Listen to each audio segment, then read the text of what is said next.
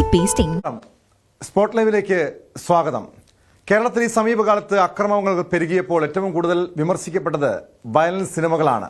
School college വിദ്യാർത്ഥികളുടെ ഇടയിൽ ലഹരി ഉപയോഗവും അക്രമവാസനയും വർദ്ധിക്കാനുള്ള കാരണം ന്യൂ ജനറേഷൻ സിനിമകളെന്നാണ് പലരും കുറ്റപ്പെടുത്തിയത്. ഇത് ശരിവെക്കുകയാണ് സിനിമാ മേഖലയും. ഒടുവിൽ കുറ്റസമ്മതവുമായി രംഗത്തെത്തിയിരിക്കുന്നത് മാർക്കോ സിനിമയുടെ നിർമ്മാതാവാണ്. മാർക്കോ പോലെ വയലൻസ് നിറഞ്ഞ സിനിമകൾ ഇനി ചെയ്യില്ലെന്നും വയലൻസിനെ പ്രോത്സാഹിപ്പിക്കണമെന്ന ഉദ്ദേശത്തോടെ ചെയ്ത സിനിമയല്ലെന്നും നിർമ്മാതാവ് ഷെരീഫ് മുഹമ്മദ് പറഞ്ഞു. ഒരിക്കലും വയലൻസിനെ പ്രൊമോട്ട് ചെയ്യുകയോ അല്ലെങ്കിൽ സമൂഹത്തിൽ വയലൻസ് ഉണ്ടാവണമെന്ന് ആഗ്രഹിച്ചുകൊണ്ടോ ഒരാളും സിനിമ എടുക്കില്ല. പക്ഷെ ഇപ്പൊ ഈ ഉണ്ടാവുന്ന സിറ്റുവേഷൻ നമുക്ക് കാണുമ്പോൾ പേടിപ്പെടുത്തുന്നുണ്ട് പല കാര്യങ്ങളും. പിന്നെ ഈ പറയുന്ന ടാഗ് ലൈൻ എന്ന് പറഞ്ഞിട്ടുണ്ടല്ലോ, നമ്മുടെ മാർക്കോ സിനിമയുടെ tag line most violent movie in Malayalam എന്നുള്ള ടാഗ് ലൈൻ കൊടുത്തതിന്റെ കാരണം തന്നെ നമ്മൾ ഒരു ഫേക്ക് ആയിട്ടുള്ള ഒരു പ്രോമിസ് കൊടുത്തത് കൊണ്ടോ അല്ലെങ്കിൽ നമ്മൾ ആൾക്കാരെ പറ്റിച്ചുകൊണ്ട് തിയേറ്ററിലേക്ക് കയറ്റുക എന്നുള്ളൊരു മാനദണ്ഡം ഞങ്ങൾക്ക് ഉണ്ടായിരുന്നില്ല. ഞങ്ങൾ എന്താണോ സിനിമയിൽ കാണിച്ചത് അത് തന്നെ മാർക്കറ്റിലേക്ക് ഇറങ്ങുന്നതിന് മുൻപേ വളരെ കൃത്യമായി നമ്മൾ ഇത് ഇത്രയും വയലൻസ് നിറഞ്ഞ സിനിമയാണെന്ന് കാണിച്ചുകൊണ്ട് തന്നെയാണ് നമ്മൾ അതിന്റെ മാർക്കറ്റിംഗ് സ്ട്രാറ്റജി പ്ലാൻ ചെയ്തിരുന്നത്. കാരണം എന്താണോ സിനിമയിൽ കാണിച്ചത് അത് കറക്റ്റായിട്ട് തന്നെ ആൾക്കാരിൽ മനസ്സിലാക്കിക്കൊണ്ട് വേണം സിനിമയിലേക്ക് എത്താൻ. അതിന് ഫലമായിട്ട് തന്നെയാണ് സിനിമയുടെ സെൻസറിൽ A സർട്ടിഫൈഡ് മൂവി ആയിട്ട് ഈ സിനിമ വന്നതും നമ്മൾ ഇവിടുത്തെ റൂൾസ് ആൻഡ് റെഗുലേഷൻസ് പാലിച്ചുകൊണ്ട് തന്നെയാണ് ആ സിനിമ ഇറക്കിയതും. പിന്നെ 18 വയസ്സിന് താഴെയുള്ളവർ ഈ സിനിമ കാണാൻ പാടില്ല എന്ന് നമ്മൾ വ്യക്തമായി A സർട്ടിഫിക്കേഷൻ നമ്മൾ ഓരോ പോസ്റ്റേഴ്സിലും ഇവൻ എല്ലായിടത്തും അത് പരമാവധി എത്തിക്കാൻ ശ്രമിച്ചിട്ടുണ്ടെന്നല്ല നമ്മൾ എല്ലായിടത്തും എത്തിച്ചിട്ടുണ്ട്. ഇത് A സർട്ടിഫൈഡ് മൂവിയാണെന്നും മോസ്റ്റ് വയലന്റ് മൂവിയാണെന്നും. അപ്പോൾ അത് സിനിമ ഈ പറഞ്ഞ സിനിമയിലുള്ള വയലൻസ് ആൾക്കാരിലേക്ക് ഇപ്പോ കുട്ടികൾ അത് അഡോപ്റ്റ് ചെയ്യുന്നുണ്ടെന്ന് കേൾക്കുമ്പോൾ നമ്മൾക്ക് കുറച്ച് ഉത്തരവാദിത്തങ്ങളുണ്ടെന്ന് എനിക്ക് തോന്നുന്നു. കാരണം സിനിമയായിട്ട് കാണാനും ഈ പറഞ്ഞ ലൈഫിലെ റിയാലിറ്റി എന്താണെന്ന് മനസ്സിലാക്കി കൊടുക്കാനും നമ്മൾ ബാധ്യസ്ഥരാണ്. അല്ലാതെ സിനിമ ലൈഫിലേക്ക് അഡോപ്റ്റ് ചെയ്യാൻ പാടില്ല. കാരണം സിനിമയായിട്ട് തന്നെ കാണേണ്ടി വരും എന്നുള്ളത് നമ്മളുടെ കൂട്ടുകാരിൽ നിന്നും നമ്മൾ ഈ പറഞ്ഞ വീട്ടിൽ നിന്നും നമ്മളുടെ വിദ്യാഭ്യാസ സ്ഥാപനങ്ങളിൽ നിന്നൊക്കെ ഒരു ബോധവൽക്കരണം ആവശ്യമുള്ള സമയമാണെന്ന് എനിക്ക് തോന്നുന്നുണ്ട്. കാരണം നമ്മളെപ്പോഴും സിനിമയെ റിയാലിറ്റി ആക്കാൻ കുട്ടികൾ ട്രൈ ചെയ്യുന്നുണ്ടെന്ന് വരുമ്പോൾ തന്നെ ആ ഒരു കോമൺ. ഒടുവിൽ കുറ്റസമ്മതം നടത്തുകയാണോ സിനിമയുടെ നിർമ്മാതാവ് ഷെരീഫ് മുഹമ്മദ്? ഇതാണ് സ്പോട്ട് ലൈവ് ആദ്യം പരിശോധിക്കുന്നത്. നവമി ദിനേശ് ചേരുന്നുണ്ട്. നവമി, ഈ അടുത്തിടെ നമുക്കറിയാം നമ്മുടെയൊക്കെ മനസ്സിനെ വല്ലാതെ നൊമ്പരപ്പെടുത്തിയ പല കേസുകളും കേരളത്തിൽ റിപ്പോർട്ട് ചെയ്യപ്പെട്ടതാണ്. തിരുവനന്തപുരം വെഞ്ഞാറുമുട്ടെ കൂട്ടക്കൊലപാതകം, താമരശ്ശേരിയിലെ 10ാം ക്ലാസ് വിദ്യാർത്ഥിയുടെ കൊലപാതകം, ഓരോ സ്കൂളുകളിലും അരങ്ങേറുന്ന അക്രമ സംഭവങ്ങളൊക്കെ കാണുമ്പോൾ അതുമായി ബന്ധപ്പെട്ട് ഏറ്റവും കൂടുതൽ വിമർശിക്കപ്പെട്ടത് മാർക്കോ പോലെ, അതല്ലെങ്കിൽ ആവേശം, മുറ, പണി തുടങ്ങിയ തല്ലുമാല തുടങ്ങിയ വയലൻസ് സിനിമകളാണ്. ഇതാണ് ഇതിനൊക്കെ ഈ കുട്ടികളെ, ഈ യുവാക്കളെയൊക്കെ ഈ വയലൻസിന് അല്ലെങ്കിൽ അവരെ ഈ ക്രിമിനൽ സ്വഭാവത്തിലേക്ക് പ്രേരിപ്പിക്കുന്നത് എന്ന വിമർശനം പല കോണുകളിൽ നിന്നും ഉയർന്നിരുന്നു. സിനിമാ മേഖലയിലുള്ളവർ പോലും അത് ശരിവെക്കുകയും ചെയ്തു. അതിലേറ്റവും കൂടുതൽ വിമർശനത്തിന് വിധേയമായത് ഈ മാർക്കോ സിനിമയുടെ സംവിധായകനും നിർമ്മാതാവും നടനുമൊക്കെയാണ്. പക്ഷേ ഇതുവരെയും നിർമ്മാതാവോ അതല്ലെങ്കിൽ നടൻ ഉണ്ണി മുകുന്ദനോ ഇത്തരമൊരു ഈ സിനിമ ചെയ്യേണ്ടിയിരുന്നില്ല, ഈ പുതിയ തലമുറയെ വയലൻസിലേക്ക് പ്രേരിപ്പിച്ചു എന്ന് ഇതുവരെയും തുറന്നു പറഞ്ഞിട്ടില്ല. പക്ഷെ നിർമ്മാതാവ് ഷെരീഫ് ഇതുപോലുള്ള സിനിമ ഇനി ചെയ്യില്ല, താൻ ഇനി ചെയ്യില്ല എന്ന് പറയുമ്പോൾ ഒരു കുറ്റസമ്മതമായി കൂടി അതിനെ കാണേണ്ടതല്ലേ?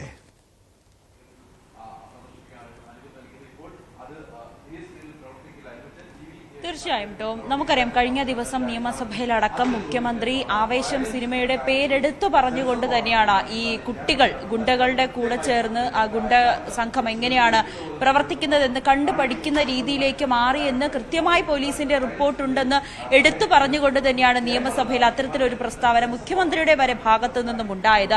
ഇതിന്റെ അടിസ്ഥാനത്തിൽ മലയാള സിനിമകൾ അല്ലെങ്കിൽ ഇത്തരത്തിലുള്ള സിനിമയിലെ ലഹരി ഉപയോഗം, സ്ത്രീകൾക്കെതിരായിട്ടുള്ള അതിക്രമം അല്ലെങ്കിൽ ഇത്തരത്തിലുള്ള വയലൻസ് വയലൻസ് ഇത് സമൂഹത്തെ അല്ലെങ്കിൽ കുട്ടികളെയൊക്കെ സ്വാധീനിക്കുന്നില്ല എന്ന് പറയാൻ നമുക്ക് കഴിയില്ല. കാരണം ഇതിനു മുൻപും പല ആവർത്തി നമ്മൾ കേട്ടതാണ്. ഏതെങ്കിലും ഒരു കുട്ടിയെ കോട്ടയത്ത് നടന്ന ഒരു സംഭവം നമുക്ക് പറയേണ്ടിയിരിക്കുന്നു. അത് ഒരുപാട് കുട്ടികൾ ചേർന്ന് ഒരു കുട്ടിയെ റാഗ് ചെയ്യുന്ന അല്ലെങ്കിൽ അത്തരത്തിലൊരു സമ്മർദ്ദത്തിലാക്കുന്ന, വസ്ത്രമൊക്കെ ഒരു സമ്മർദ്ദത്തിലാക്കി ഒരു ആക്രമിക്കുന്ന ഒരു വലിയ രീതിയിൽ അത് പ്രചരിച്ചിരുന്നു, ആ ദൃശ്യങ്ങളടക്കം. അത് പിന്നീട് പോലീസിനോട് ഈ കുട്ടികൾ നൽകിയ മൊഴി പുഷ്പ 2 സിനിമയിലെ നായകനോട് അങ്ങനെ ഗുണ്ടകൾ അങ്ങനെ ചെയ്യുന്നുണ്ടല്ലോ എന്നാണ്. അങ്ങനെ കുട്ടികളെ വലിയ രീതിയിൽ ഇത്തരത്തിലുള്ള സിനിമകൾ സ്വാധീനിക്കുന്നു എന്ന് തന്നെ നമുക്ക് ഉറപ്പിച്ചു പറയാൻ കഴിയും. മാർക്കോ സിനിമ ഇറങ്ങിയ സമയത്ത് തന്നെ വലിയ രീതിയിൽ അത് ചർച്ച ചെയ്യപ്പെടുകയും ചെയ്തു. പക്ഷെ അതിന്റെ സംവിധായകനും നടനും നിർമ്മാതാക്കളും ഒക്കെ അന്ന് പറഞ്ഞിരുന്നത് കുട്ടികളെ ആരും സിനിമ തിയേറ്ററിലേക്ക് കൊണ്ടുവരരുത്, ഈ സിനിമ കാണാൻ കുട്ടികളെ കൊണ്ടുവരരുത്, മുതിർന്നവർക്ക് മാത്രം കാണാൻ കഴിയുന്ന ഒരു A സർട്ടിഫിക്കറ്റ് ഉള്ള സിനിമയാണെന്ന്. പക്ഷേ അത് നമുക്ക് കുട്ടികളെ കൊണ്ടുവരരുതെന്ന് പറഞ്ഞാൽ കൂടിയും മാതാപിതാക്കളോട് തന്നെ കുട്ടികൾ സിനിമ കാണാൻ പോകണമെന്നില്ല, കുട്ടികൾ അല്ലാതെ സിനിമ കാണാൻ പോവാം. ഒപ്പം ഈ സിനിമ OTT റിലീസായതാണ്. അത്തരത്തിലൊക്കെ ഈ സിനിമയെ കാണുന്ന കുട്ടികളുണ്ട്. അതൊരു വിഭാഗം കുട്ടികളെ ഇത് വലിയ രീതിയിൽ സ്വാധീനിക്കുന്നുണ്ട്. ഇത് മാത്രമല്ല, ഇതിനു മുൻപും ശേഷവും ഇറങ്ങിയ ആവേശമായിക്കോട്ടെ, പണി ആയിക്കോട്ടെ, മുറ ആയിക്കോട്ടെ, അങ്ങനെ ഒരു നീണ്ട ലിസ്റ്റ് ഉണ്ട് സിനിമകളുടെ. ഇതിലെല്ലാം കുട്ടികൾ വയലൻസ് ചെയ്യുന്നു, അല്ലെങ്കിൽ കുട്ടികൾ ഗുണ്ടകളാക്കുന്നു, സുഹൃത്തിനെ കൊന്നതിന്റെ പേരിൽ പ്രതികാരം വീട്ടാൻ മറ്റുള്ളവരെ കൊല്ലുന്നു. ആ തരത്തിലേക്കാണ് പല സിനിമകളുടെയും ഒക്കെ ഒരു പ്രമേയം നീങ്ങുന്നത്. ഇത് വലിയ രീതിയിൽ കുട്ടികളെ സ്വാധീനിക്കുന്നുണ്ട്. ഒപ്പം അതിൽ ലഹരി ഉപയോഗിക്കുന്ന നായകന്മാർ അല്ലെങ്കിൽ ലഹരി ഉപയോഗിച്ച സുഹൃത്തുക്കളെ, പെൺസുഹൃത്തിനെ ആക്രമിക്കുന്ന സുഹൃത്തുക്കൾ, ഇതെല്ലാം തന്നെ വലിയ രീതിയിൽ കുട്ടികളെ സ്വാധീനിക്കുന്നു എന്ന് നമുക്ക് നിസ്സംശയം പറയാൻ കഴിയും. ഇവിടെ ഇപ്പോ സിനിമയായ മാർക്കോയുടെ നിർമ്മാതാവ് പറയുന്നത് പ്രകാരം അദ്ദേഹം ഒരു കുറ്റസമ്മതം കൂടിയാണ് നടത്തുന്നത്. ഇതൊരു സിനിമയായി കാണുമെന്ന് കരുതിക്കൊണ്ടാണ് തിയേറ്ററുകളിൽ എത്തിച്ചത്. പക്ഷെ അത് സമൂഹത്തിലുണ്ടാക്കിയ ഇമ്പാക്ട് അത് എത്രത്തോളം വലുതാണെന്ന് ഇപ്പോൾ തനിക്ക് മനസ്സിലായി. തന്റെ അടുത്ത സിനിമയിലൊക്കെ വയലൻസ് ഉണ്ട്, പക്ഷെ അതെല്ലാം കുറച്ചുകൊണ്ട്, അല്ലെങ്കിൽ ഇത്തരം സിനിമയിലെ വയലൻസ് കുറച്ചുകൊണ്ടുള്ള സിനിമയായിരിക്കും ഇനി താൻ പ്രൊഡ്യൂസ് ചെയ്യുക എന്നൊരു കുറ്റസമ്മതം കൂടി ഈ നിർമ്മാതാവ് നടത്തുകയും ചെയ്യുന്നു. പക്ഷെ സിനിമയുടെ സംവിധായകനോ നടനോ ഈ നിർമ്മാതാവ് ന്യായീകരിക്കുന്ന ചില കാര്യങ്ങളുണ്ട്. അതായത് 18 വയസ്സിൽ താഴെയുള്ളവർ ഈ സിനിമ കാണരുത് എന്ന് പറയുന്നുണ്ട്. A സർട്ടിഫിക്കറ്റ് ഉണ്ടായിരുന്ന സിനിമയാണെന്നൊക്കെ പറയുന്നുണ്ട്, ന്യായീകരിക്കുന്നുണ്ട്.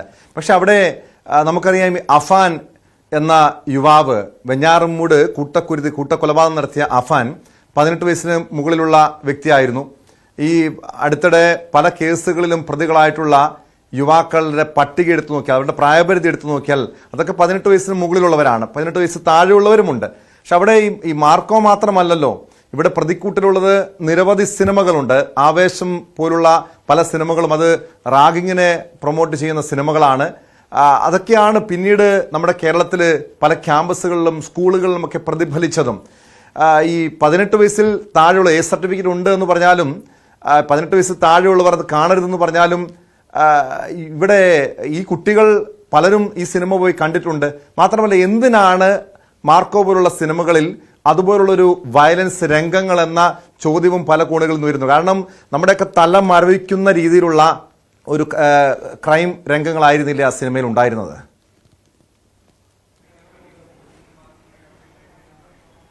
തീർച്ചയായും ടോം സൂചിപ്പിച്ചതുപോലെ തന്നെ ഈ കുട്ടികൾ തിയേറ്ററിൽ പോയി തന്നെ ഈ മാർക്കോ അല്ലെങ്കിൽ ഏതെങ്കിലും ഇത്തരത്തിലുള്ള സിനിമകൾ കാണണമെന്നില്ല. OTTയിൽ അവൈലബിൾ ആണ്, ടെലിഗ്രാമിൽ അവൈലബിൾ ആണ്. ഫോൺ ഇല്ലാത്ത കുട്ടികൾ ചുരുക്കമാണ്. അവർക്കൊക്കെ ഇത് കാണാനുള്ള പല ഓപ്ഷൻസും ഇപ്പോൾ നമ്മുടെ മുന്നിലുണ്ട്. ഒപ്പം ഇത് TV-യിൽ വരികയാണെങ്കിൽ അങ്ങനെയും കാണുന്ന കുട്ടികളുണ്ട്. അങ്ങനെ ഈ സിനിമകൾ തിയേറ്ററിൽ മാത്രം കുട്ടികൾ പോയി കാണരുത്, അല്ലെങ്കിൽ തിയേറ്ററിൽ കുട്ടികൾ പോയി കാണരുതെന്ന് ഇതിന്റെ അണിയർ പ്രവർത്തകർ പറയുന്നതിൽ യാതൊരു വിധത്തിലുള്ള മാനദണ്ഡവുമില്ല. കാരണം അല്ലാതെ തന്നെ ഈ സിനിമ കാണാനുള്ള ഒരുപാട് അവസരങ്ങൾ ഈ കുട്ടികൾക്ക് ലഭിക്കുകയും ചെയ്യുന്നുണ്ട്.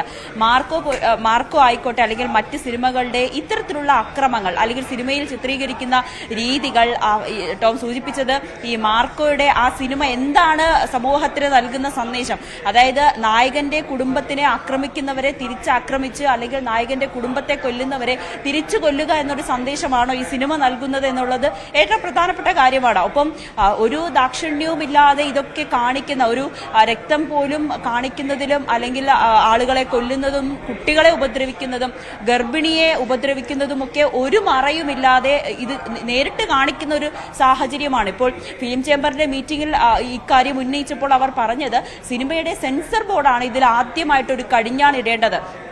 ഇത്തരത്തിലുള്ള വയലൻസ് സിനിമകൾ അത് പ്രേക്ഷകരെ അത് പ്രദർശിപ്പിക്കില്ല, അല്ലെങ്കിൽ പൊതുസമൂഹത്തിന് മുന്നിൽ അത് കാണിക്കില്ല. ഇതിന്റെ വയലൻസ് കുറച്ചതിന് ശേഷം മാത്രം ഈ സിനിമ പ്രദർശിപ്പിച്ചാൽ മതി എന്ന് സെൻസർ ബോർഡ് കൃത്യമായിട്ടുള്ളൊരു നിർദ്ദേശം നൽകിയാൽ അല്ലെങ്കിൽ ഒരു തീരുമാനമെടുത്താൽ പല സിനിമകളും ഇത്തരത്തിൽ പൊതുസമൂഹത്തിലേക്ക് അല്ലെങ്കിൽ പ്രേക്ഷകർക്കുള്ളിലേക്ക് മുന്നിലേക്ക് എത്തില്ല. അങ്ങനെ സെൻസർ ബോർഡിൽ നിന്ന് തന്നെ ഇത്തരത്തിലുള്ള ഒരു കടിഞ്ഞാൺ ഇട്ട് കഴിഞ്ഞാൽ സിനിമയിലെ വയലൻസ് ചിത്രീകരിക്കുന്ന രീതികൾ അല്ലെങ്കിൽ അതിന്റെ ഒരു കാഠിന്യം ഒരു പരിധിവരെ കുറയ്ക്കാൻ കഴിയും എന്നാണ് ഫിലിം ചേംബർ അവരുടെ അഭിപ്രായമായി വ്യക്തമാക്കിയത്. മറ്റൊന്ന്, സിനിമ ഈ സമൂഹത്തെ സ്വാധീനിക്കില്ല എന്ന് പറയാൻ കഴിയില്ല. ഒരു വിഭാഗത്തിൽ അല്ലെങ്കിൽ ഒരു പക്ഷേ ഈ ലഹരി അല്ലെങ്കിൽ മറ്റ് രീതിയിലൊക്കെ പോകുമ്പോൾ സിനിമയും ഈ ആളുകളെ ഇത്തരത്തിലുള്ള അക്രമം നടത്താൻ സ്വാധീനിക്കും എന്ന് തന്നെയാണ് ഫിലിം ചേംബർ പറഞ്ഞു വെക്കുന്നത്. ഏറ്റവും ഒടുവിൽ ഇറങ്ങിയ ഒരു ഓഫീസർ ഓൺ ഡ്യൂട്ടി എന്ന സിനിമയിൽ പോലും അത് നൽകുന്ന സന്ദേശം അല്ലെങ്കിൽ അതെന്താണ്, ആ സിനിമ കണ്ടിരിക്കുമ്പോൾ നമുക്ക് അരോചകമായി തോന്നുന്നു. ആത്മഹത്യയൊക്കെ ഒരു മറവുമില്ലാതെ ഒരു ആത്മഹത്യ ചെയ്യുന്ന ആളെ അത് കൃത്യമായി ആളുകൾക്ക് മുന്നിലേക്ക് എത്തുകയാണ്. അല്ലെങ്കിൽ ഈ ലഹരി ഉപയോഗിക്കുന്നത് തടയാൻ ചെല്ലുന്ന ആളുകളെ കൊല്ലുന്ന, അതായത് ലഹരി ഉപയോഗിക്കുമ്പോൾ അതാരും അതിനെ എതിർക്കരുത് അല്ലെങ്കിൽ അതിനെ തടയരുത് എന്ന തരത്തിലുള്ള സന്ദേശം നൽകുന്ന ഒരു സിനിമയായി ഓഫീസർ ഓൺ ഡ്യൂട്ടിയെ പ്രേക്ഷകർക്ക് മുന്നിൽ കാണിക്കുന്നു എന്ന തരത്തിലുള്ള വിമർശനങ്ങളൊക്കെ പല ഭാഗത്തു നിന്നും ഉയരുന്നുണ്ട്. എന്തായാലും സിനിമ പൊതുസമൂഹത്തിന് മുന്നിലേക്ക് വരുമ്പോൾ അവർ പാലിക്കേണ്ട അല്ലെങ്കിൽ പൊതുസമൂഹത്തിനോട് കാണിക്കേണ്ട ചില മര്യാദകൾ ആ തരത്തിലുള്ളത് പലതും ഇപ്പോഴത്തെ സിനിമകളിൽ ഇല്ല എന്ന് തന്നെ പറയാൻ കഴിയും. പക്ഷേ അത് മാത്രം ആക്രമണത്തെ സ്വാധീനിക്കുന്നു എന്ന് നമുക്ക് പറയാൻ കഴിയില്ല. ഒരു വിഭാഗം അല്ലെങ്കിൽ ഈ ആക്രമണമൊക്കെ നടത്തുന്ന ആളുകൾക്ക് സിനിമയും ഒരു സ്വാധീനമായി തന്നെ കണക്കാക്കുകയും ചെയ്യാം. കേട്ടോ, തീർച്ചയായും അതുതന്നെയാണ്. എന്തായാലും നിർമ്മാതാവ് ഷെരീഫ് മുഹമ്മദ് ഇതൊരു താൻ ഈ സിനിമയിൽ വയലൻസ് രംഗങ്ങൾ തെറ്റായി പോയെന്നൊരു തിരിച്ചറിവ് അദ്ദേഹത്തിനുണ്ട്. ഇനി ഇതുപോലുള്ള വയലൻസ് സിനിമകൾ ചെയ്യില്ലെന്ന് പറയുന്നു. പക്ഷേ ഈ ഒരു നിർമ്മാതാവ് മാത്രമല്ല, മലയാള സിനിമ ഒന്നാകെ ഇക്കാര്യത്തിലൊരു തീരുമാനമെടുക്കേണ്ടതാണ്.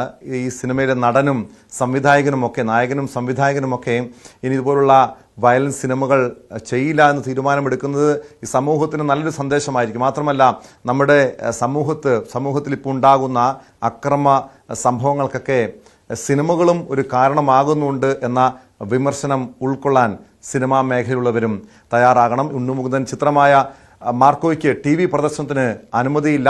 ലോവർ കാറ്റഗറി മാറ്റത്തിനുള്ള അപേക്ഷ central board of film certification നിരസിച്ചതിന്റെ അടിസ്ഥാനത്തിലാണ് പ്രദർശനത്തിന് അനുമതിയും നിഷേധിച്ചിരിക്കുന്നത്. മലപ്പുറത്ത് 9ാം ക്ലാസ് വിദ്യാർത്ഥികളെ വളഞ്ഞിട്ട് തല്ലി സീനിയർ വിദ്യാർത്ഥികൾ. മർദ്ദന ദൃശ്യങ്ങൾ റീലുകളാക്കിയും പ്രചരിപ്പിച്ചു. കുറ്റൂർ KMHS സ്കൂളിലാണ് സംഭവം. മർദ്ദനമേറ്റൊരു വിദ്യാർത്ഥിക്ക് സാരമായ പരിക്കേറ്റു. CV അനുമോദ് ചേരുന്നുണ്ട് വിവരങ്ങളുമായി. അനുമോദ്, ഇന്നലെ മലപ്പുറത്തു നിന്നുള്ള മറ്റൊരു സ്കൂളിലെ മർദ്ദന ദൃശ്യങ്ങൾ, അക്രമ ദൃശ്യങ്ങൾ അനുമോദ് തന്നെ റിപ്പോർട്ട് ചെയ്തതാണ്. 2 വിദ്യാർത്ഥികൾ തമ്മിൽ പരസ്പരം ഏറ്റുമുട്ടുന്നു. ഒരു വിദ്യാർത്ഥി കരഞ്ഞ് നിലവിളിച്ചിട്ടും ഈ അക്രമം തുടരുന്ന സാഹചര്യമുണ്ടായി. ഇത് ഓരോ ദിവസവും ഇതുപോലുള്ള വാർത്തകൾ നമ്മൾ പല ജില്ലകളിൽ നിന്ന് റിപ്പോർട്ട് ചെയ്യുന്നുണ്ട്. ഈ കുറ്റൂർ KMHS സ്കൂളിന് ഉള്ളിൽ വെച്ചായിരുന്നോ ഈ അക്രമ സംഭവം ഉണ്ടായത്? ഈ മർദ്ദനമേറ്റ വിദ്യാർത്ഥിയുടെ അവസ്ഥ എങ്ങനെയാണ്? ആരൊക്കെയായിരുന്നു ആക്രമിച്ചത്? അവർക്കെതിരെ പോലീസും സ്കൂൾ അധികൃതരും നടപടി സ്വീകരിച്ചിട്ടുണ്ടോ?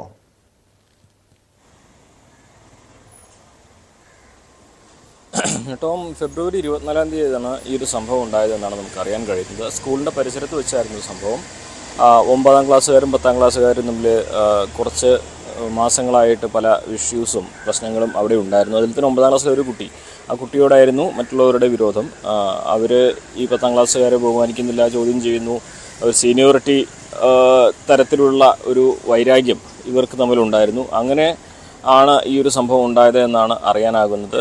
ഈ കുട്ടിയുടെ നിലയൊക്കെ ഇപ്പോൾ ഓക്കെയാണ്, അതായത് ഗുരുതരാവസ്ഥയിലൊന്നുമല്ല, പരിക്കുകളൊക്കെ ഭേദമായിട്ടുണ്ട്, വലിയ ആരോഗ്യ പ്രശ്നങ്ങളൊന്നുമില്ല. പക്ഷേ ഇതിൽ ഇത്ര ഒരു വളഞ്ഞിട്ട അക്രമം ഉണ്ടായ സംഭവത്തിൽ രക്ഷിതാവ് പോലീസിന് പരാതി നൽകി. തൻ്റെ മകനെ ഇങ്ങനെ അതിക്രൂരമായി ആക്രമിക്കുകയും മറ്റും ചെയ്തു എന്ന് കാണിച്ചുകൊണ്ട് ആ പരാതിയിൽ പോലീസ് അന്വേഷണം തുടങ്ങിയിട്ടുണ്ട്. സ്കൂൾ അധികൃതർക്ക് പോലീസ് ഇതിൻ്റെ വിവരങ്ങൾ നൽകാനായിട്ട് നിർദ്ദേശം നൽകിയിട്ടുണ്ട്. കാരണം ഇത് സ്കൂൾ പരിസരമായതുകൊണ്ട് തന്നെ ആൻറ്റി റാഗിംഗ് സെല്ലിൻ്റെ റിപ്പോർട്ടാണ് ഇതിൽ ഏറ്റവും ആവശ്യമായിട്ട് വേണ്ടത്. ആ റിപ്പോർട്ടിൻ്റെ അടിസ്ഥാനത്തിൽ മാത്രമേ പോലീസിനെ സംബന്ധിച്ച് നടപടികൾ കൈക്കൊള്ളാൻ സാധിക്കുകയുള്ളൂ. ആ റിപ്പോർട്ടിനായി കാത്തിരിക്കുകയാണെന്നാണ് പോലീസ് നമ്മൾ ഈ വിഷയവുമായി ബന്ധപ്പെട്ട് അന്വേഷണം നടത്തിയപ്പോൾ അറിയിച്ചിട്ടുള്ളത്. ഇത് നമ്മൾ ഇന്നലെ കണ്ടതിൻ്റെ മറ്റൊരു തരത്തിലുള്ള പതിപ്പാണ്. ഈ ഇത്തരത്തിലുള്ള അക്രമമൊക്കെ കാണിച്ച് അത് സാമൂഹ്യ മാധ്യമങ്ങളിലൂടെ പകർത്തി അവരുടെ ഒരു ശൂരത്വം വിളമ്പാനുള്ള ഒരു സാഹചര്യം ഒരുക്കുന്നത് അത് തന്നെയാണ് ഏറെ ഭയപ്പെടുത്തുന്നത്. കാരണം നമ്മുടെ പുതിയ തലമുറയുടെ ഒരു മനോഭാവം എത്രത്തോളം മാറുന്നു എന്നതിൻ്റെ ഒരു പ്രധാനപ്പെട്ട തെളിവ് തന്നെയല്ലേ ഈ ഓരോ ദിവസവും റിപ്പോർട്ട് ചെയ്യുന്ന ഈ സംഭവങ്ങൾ. മാത്രമല്ല ഈ അക്രമ സംഭവം അത് ഈ മർദ്ദന ദൃശ്യങ്ങൾ അത് റീലുകളാക്കി പ്രചരിപ്പിക്കുന്നു. സാധാരണ നമ്മുടെ കൊട്ടേഷൻ സംഘങ്ങളും ഗുണ്ടാ സംഘങ്ങളും ഒക്കെ ഇങ്ങനെ റീൽസുകൾ ഇറക്കി ആരാധകരെ സൃഷ്ടിക്കുന്നത് പോലെ ഇവിടെ കുറ്റവാളികൾ അല്ലെങ്കിൽ കുട്ടികൾ, ഈ പ്രായപൂർത്തിയാകാത്തവർ ഈ മർദ്ദന ദൃശ്യങ്ങൾ അത് റീലുകളാക്കി പ്രചരിപ്പിക്കുന്നു. സ്വാഭാവികമായി ഇവരുടെ ഒരു മാനസികാവസ്ഥ കൂടി പരിശോധിക്കേണ്ട ഒരു സമയമല്ലേ ഇത്? തീർച്ചയായും തങ്ങൾ ചെയ്യുന്ന അക്രമം അതൊന്നും തെറ്റല്ല എന്ന ബോധ്യത്തിലാണ് ഇവരിതെല്ലാം ചെയ്യുന്നത്. ഇത് ചെയ്ത് അതിൻ്റെ ഒരു സുപ്രീമസി കാണിക്കുവാനും അത് ബാക്കിയുള്ളവരിലേക്ക് എത്തിക്കുവാനും അതിൻ്റെ ഒരു പർപ്പസിന് ആ ഒരു ഉദ്ദേശപ്രകാരമാണ് ഇതെല്ലാം ചെയ്യുന്നത് എന്നുള്ളതാണ് ഏറ്റവും സങ്കടകരമായ കാര്യം. ഈ തല്ലുക മാത്രമല്ല, തല്ലിയത് പ്രചരിപ്പിക്കുക കൂടി ചെയ്യാണ്. അതും എഡിറ്റൊക്കെ ചെയ്ത് നമ്മൾ ഈ സിനിമയിലെ ഡയലോഗുകളും ആ ബാക്ക്ഗ്രൗണ്ട് മ്യൂസിക്കുകളൊക്കെ ഉൾപ്പെടുത്തിക്കൊണ്ട് എന്തോ ഒരു ഹീറോയിക് ആയിട്ടുള്ള എഫേർട്ടാണ് കാണിക്കുന്നത് എന്ന തരത്തിൽ ആളുകളിലേക്ക് അല്ലെങ്കിൽ ആ പ്രത്യേക ഗ്രൂപ്പുകളിലേക്ക് അല്ലെങ്കിൽ അവരുദ്ദേശിക്കുന്ന ആ തരത്തിലേക്ക് ഇത് പ്രചരിപ്പിക്കുകയാണ് ചെയ്യുന്നത്. അവിടെയാണ് ഇതൊരു തെറ്റാണെന്ന് തോന്നാത്തതിൻ്റെ ആശങ്ക. ഇപ്പോൾ ഇവരിത് ചെയ്യുന്ന നാളെ ആർക്ക് നേരെ വേണമെങ്കിലും ചെയ്യാം. ഇന്നിപ്പോൾ ഇതുമായി ബന്ധപ്പെട്ട മറ്റൊരു കാര്യം കൂടി നമ്മൾ പറയണം. ഇപ്പോൾ ഈ വർദ്ധിച്ചു വരുന്ന ഈ കുട്ടികളുടെ വയലൻസും ഈ ഡ്രഗ്സിനോടുള്ള അഡിക്ഷനൊക്കെ സാമൂഹ്യ രംഗത്ത് വലിയൊരു പ്രശ്നമാവുന്ന സാഹചര്യത്തിൽ ഡിവൈഎഫ്ഐക്ക് അതിനെതിരെ ഒരു വലിയ തോതിലൊരു പ്രചരണം തുടങ്ങാൻ പോവുകയാണ്. അപ്പോൾ അതുമായി ബന്ധപ്പെട്ടൊരു വാർത്താ സമ്മേളനത്തിൽ അവർ പറഞ്ഞ ഒരു പ്രധാനപ്പെട്ട കാര്യമാണ്, അത് സന്ദർഭേണ സൂചിപ്പിക്കുകയാണ്, ഇത്തരം വിഷയങ്ങൾ ആളുകളുടെ ഇടയിലേക്ക്, കുടുംബങ്ങളുടെ ഇടയിലേക്ക് പ്രചരിപ്പിക്കുന്നതിൻ്റെ ഒരു ആവശ്യകതയെക്കുറിച്ചാണ് അവരെല്ലാം തന്നെ ആശങ്കപ്പെടുന്നത്. കാരണം അത് എത്രമാത്രം കുട്ടികൾ മാറിയിട്ടുണ്ട് എന്ന കാര്യം കുടുംബാംഗങ്ങൾ അറിയാത്തതാണ് ഈ ഒരു വിഷയം ഇത്രയും ഗൗരവത്തിൽ വർദ്ധിക്കാനുള്ള ഒരു കാരണം.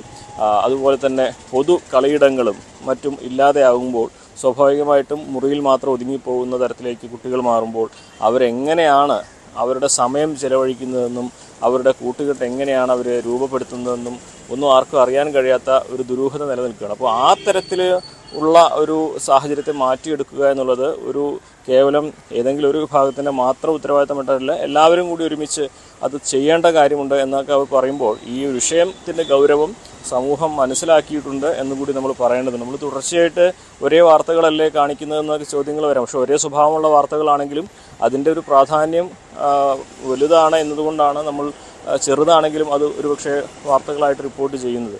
അതുകൊണ്ട് തന്നെ ഇനി ഇത്തരത്തിലുള്ള സംഭവങ്ങൾ ചെയ്യുന്നതിൽ ശരികേടുണ്ട് എന്ന് ബോധ്യപ്പെട്ട് അവരെ അതിൽ നിന്ന് പിന്തിരിപ്പിക്കാനുള്ള ശ്രമം എല്ലാ ആളുകളിൽ നിന്നും വേണം, എല്ലാ വിഭാഗ ആളുകളും ശ്രമങ്ങൾ നടത്തണം എന്നുള്ളതാണ് ഇത്രയും വാർത്തകൾ. തീർച്ചയായും അനുമോദ് സൂചിപ്പിച്ചതുപോലെ കൃത്യമായൊരു ഇടപെടൽ ആവശ്യമാണ്. അനുമോദ്, അല്പസമയം മുൻപ് നമ്മൾ മാർക്കോ സിനിമയുടെ നിർമ്മാതാവിന്റെ ഒരു കുറ്റസമ്മതം ത്തെക്കുറിച്ചുള്ള വാർത്ത നമ്മൾ റിപ്പോർട്ട് ചെയ്തു. ഇനി മാർക്കോ പോലുള്ള സിനിമകൾ, വയലൻസ് സിനിമകൾ ചെയ്യില്ല എന്ന്. ഇവിടെ അദ്ദേഹം ന്യായീകരിച്ച ചില കാര്യങ്ങളുണ്ടായിരുന്നു. 18 വയസ്സിൽ താഴെയുള്ള കുട്ടികൾ ആ സിനിമ കാണരുതെന്ന് പറഞ്ഞിരുന്നുവെന്ന്. പക്ഷേ നമുക്കറിയാം അതിന് എ സർട്ടിഫിക്കറ്റ് ആ സിനിമയ്ക്ക് ഉണ്ടായിരുന്നു. പക്ഷേ പ്രായപൂർത്തിയാകാത്തവർ ആ സിനിമ കണ്ടിട്ടുണ്ട്. മാത്രമല്ല ആ സിനിമ മാർക്കോ മാത്രമല്ല, കൂടുതൽ വയലൻസ് സിനിമകൾ ഈ സമീപകാലത്ത് പുറത്തിറങ്ങിയതുമാണ്. ഈ അടുത്തിടെ നമ്മൾ കേരളത്തിൽ റിപ്പോർട്ട് ചെയ്ത പല അക്രമ സംഭവങ്ങളും, പ്രത്യേകിച്ചും ക്യാമ്പസുകളിൽ, സ്കൂളുകളിലൊക്കെ റിപ്പോർട്ട് ചെയ്ത പല അക്രമ സംഭവങ്ങളും പരിശോധിച്ചാൽ അവിടെ പ്രതിസ്ഥാനത്ത് നിൽക്കുന്നത് 10ാം ക്ലാസ്സിലും +1 +2 പഠിക്കുന്ന കുട്ടികളാണ്. അതായത് ഈ 14 വയസ്സിനും 17 വയസ്സിനും 18 വയസ്സിനും ഇടയിലുള്ള കുട്ടികളാണ് ഇതുപോലുള്ള അക്രമങ്ങളിലേക്ക് വഴിമാറുന്നതെന്ന് കൃത്യമായി ഓരോ വാർത്തകൾ പരിശോധിച്ചാലും മനസ്സിലാക്കാൻ കഴിയും. സിനിമകൾ തന്നെ ആയിരിക്കുമല്ലോ ഇവരെ ഈ അക്രമ സംഭവത്തിലേക്ക് ഇവരെ പ്രേരിപ്പിച്ചത്. അതിനപ്പുറം അനുമോദ് സൂചിപ്പിച്ചതുപോലെ ഒരു വീട്ടിൽ ഒറ്റപ്പെട്ടിരിക്കുന്ന സാഹചര്യം, പ്രത്യേകിച്ച് ഈ കോവിഡ് കാലത്തിന് ശേഷം നമ്മുടെ സമൂഹത്തിലുണ്ടായ, കുടുംബങ്ങളിലുണ്ടായ മാറ്റങ്ങളൊക്കെ ഈ കുട്ടികളുടെ ഈ മനോഭാവം മാറാൻ, അല്ലെങ്കിൽ അവരെ ഈ ലഹരിയിലേക്കും അക്രമവാസനയിലേക്കൊക്കെ മാറാൻ ഒരു കാരണമായിട്ടുണ്ടോ?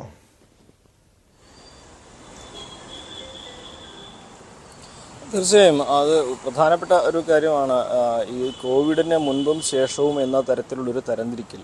അതുവരെ മുതിർന്നവരുടെ നിർദ്ദേശപ്രകാരം മാത്രം ഉപയോഗിക്കാൻ ലഭിച്ചിരുന്ന മൊബൈൽ ഫോണുകൾ, അത് മുതിർന്നവരുടെ മൊബൈൽ ഫോണുകൾ, അത് ആ വിലക്കുകളും നിയന്ത്രണങ്ങൾക്കൊക്കെ അപ്പുറം സ്വതന്ത്രമായിട്ട് കുട്ടികൾക്ക് ലഭിക്കുന്ന ഒരു സാഹചര്യം.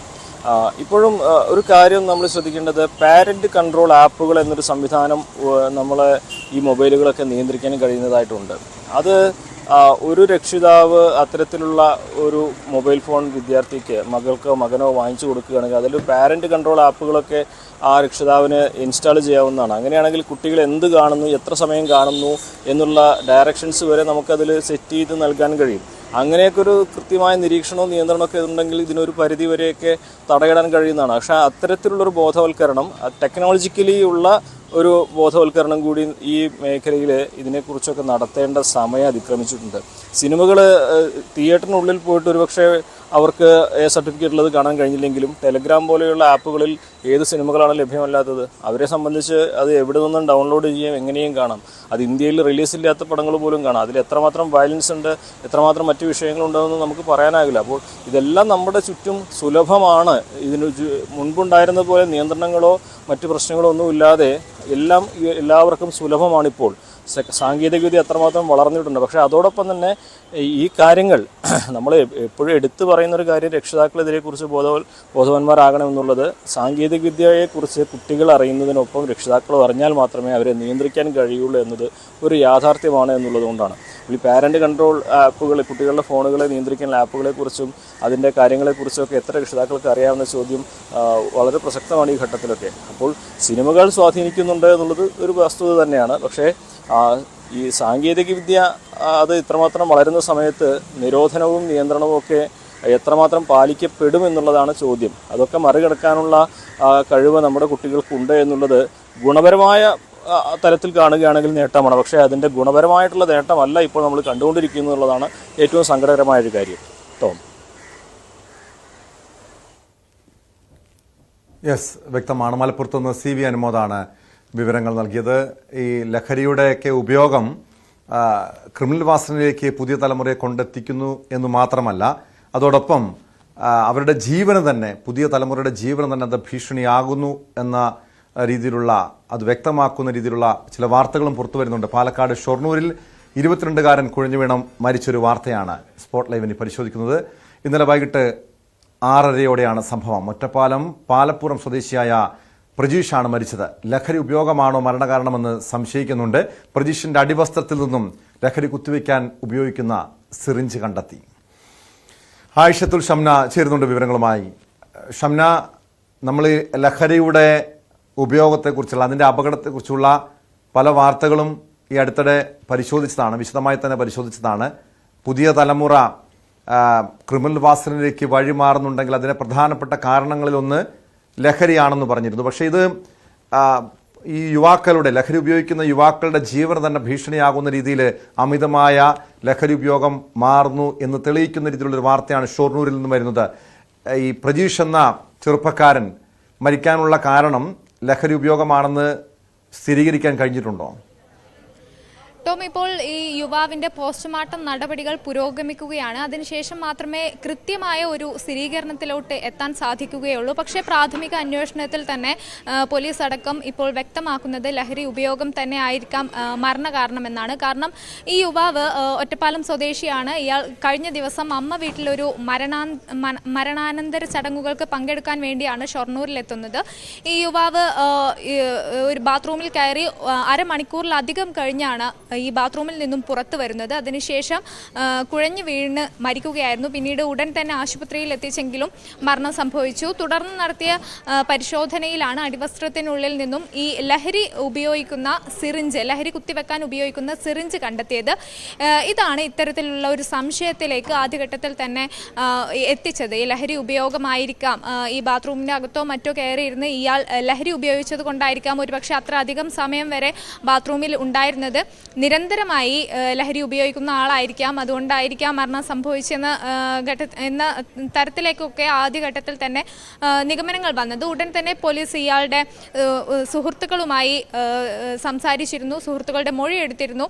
ഇതിൽ നിന്നുള്ള ചില സൂചനകൾ വെച്ചു കൂടിയാണ് ഇപ്പോൾ പോലീസ് ഈ ലഹരി ഉപയോഗമാണ് മരണത്തിലേക്ക് നയിച്ചത് എന്ന ഒരു നിഗമനത്തിലേക്ക് എത്തുന്നത്. കാരണം ഇയാളുടെ സുഹൃത്തുക്കളുടെ മൊഴിയിൽ ചില വൈരുദ്ധ്യങ്ങൾ ഉണ്ടായിരുന്നു. ലഹരി ഉപയോഗവുമായി ബന്ധപ്പെട്ട അതിലേക്ക് നയിക്കുന്ന ചില മൊഴികളാണ് ഈ സുഹൃത്തുക്കളുടെ ഭാഗത്ത് നിന്നുണ്ടായത്. അതുകൊണ്ട് തന്നെ ലഹരി ഉപയോഗം ഇതിന് വലിയ കാരണമായിട്ടുണ്ടാകുമെന്നാണ് പ്രതീക്ഷിക്കുന്നത്. എന്തായാലും ഈ ലഹരി ഉപയോഗം വലിയ രീതിയിലുള്ള വെല്ലുവിളിയാകുന്ന യുവതലമുറയുടെ ഇടയിൽ വലിയ രീതിയിലുള്ള വെല്ലുവിളിയാകുന്നു. ഒപ്പം ഈ ക്രിമിനൽ പശ്ചാത്തലത്തിലേക്ക് വരെ നയിക്കാനുള്ള സാഹചര്യമൊക്കെ തീർച്ചയായും അത് തന്നെയാണ്.